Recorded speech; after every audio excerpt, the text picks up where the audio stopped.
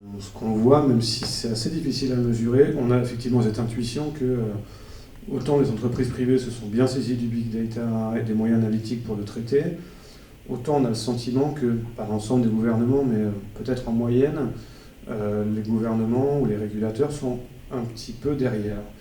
Or, on perçoit assez bien que les nouvelles technologies sont aussi une magnifique opportunité pour les gouvernements. Pour nous, dans deux thèmes particuliers. Un, la fabrique de la loi.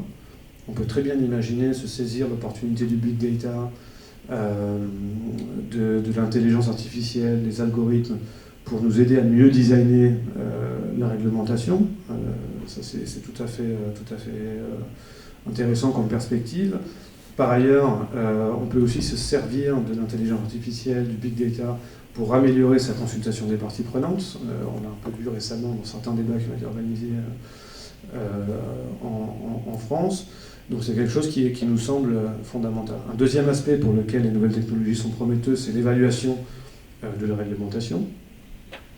Le fait d'avoir accès à des datas presque en temps réel, des données qui sont à un niveau beaucoup plus fin, permet de réduire le temps pendant lequel vous, gouvernement, vous avez une incertitude quant au résultat de la loi. Donc vous êtes peut-être capable, plus rapidement qu'avant, d'avoir une information précise et fine sur les effets de votre production réglementaire. Donc ça, c'est une perspective qui nous semble extrêmement intéressante.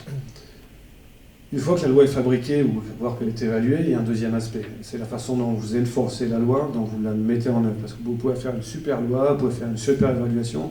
Si vous ne savez pas l'enforcer, évidemment, la loi ne sert pas à grand-chose. Donc il y a un vrai atout des nouvelles technologies, c'est sur l'enforcement.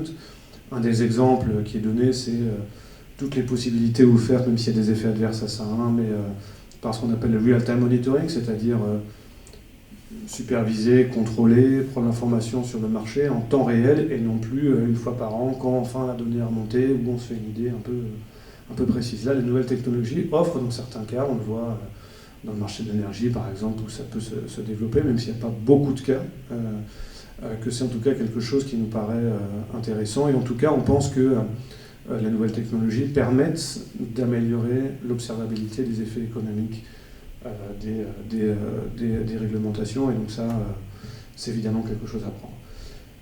Ça soulève évidemment de nombreux challenges. Il y a évidemment un challenge qui saute aux yeux, c'est celui de l'expertise dont ont besoin les gouvernements. Pas évident de recruter, ne serait-ce qu'en termes de rémunération, de s'aligner sur des salaires offerts par le privé quand vous voulez recruter un spécialiste des algorithmes ou de l'intelligence artificielle. C'est un vrai sujet. Donc c'est presque anecdotique, mais il y a un vrai sujet d'écrire l'expertise au sein du gouvernement pour mieux bénéficier des opportunités offertes par les nouvelles technologies. Et par ailleurs, et c'est vrai qu'on n'y pense pas toujours de cette façon-là, mais je ne sais pas si les citoyens sont plus confiants dans le fait de transmettre leurs données confidentielles à l'État ou à une entreprise privée.